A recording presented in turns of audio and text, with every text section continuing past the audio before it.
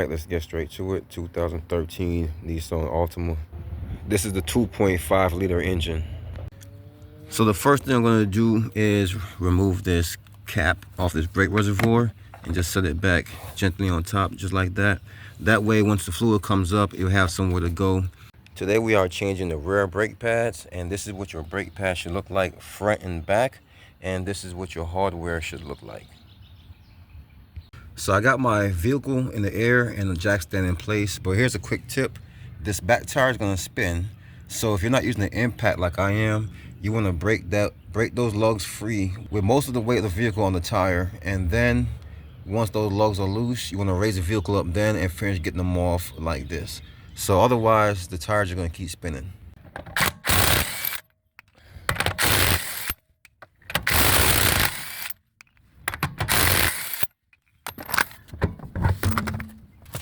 So once the tire is off, you can see the two 14mm bolts that need to be removed. So I'm going to use a 3/8 breaker bar and a 14mm 6-point socket.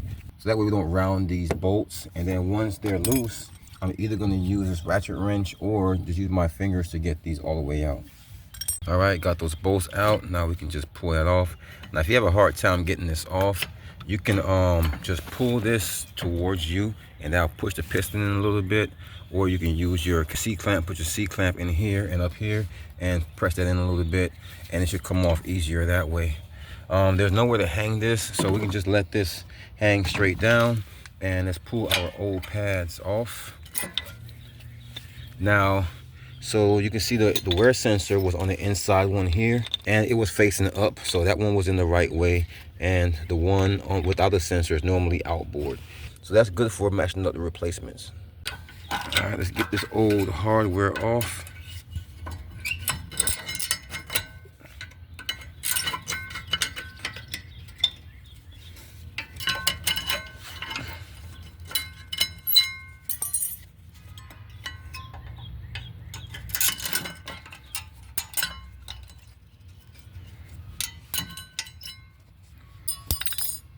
And now's a good chance to get a wire brush and clean up in all of these grooves, top, bottom, and the ones on the inside as well.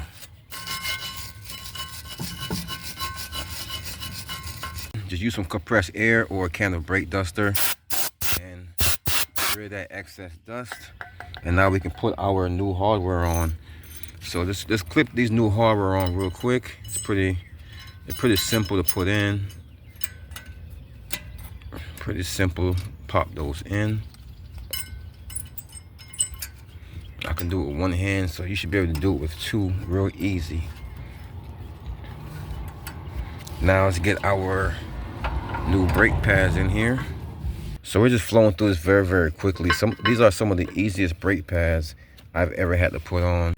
So this is my C-clamp set up here for getting this piston back in. Real easy, old brake pad. And I got the C-clamp on the back of the bolt and not on the actual caliper. So I'm gonna go ahead and start to turn this clockwise to get this all the way in.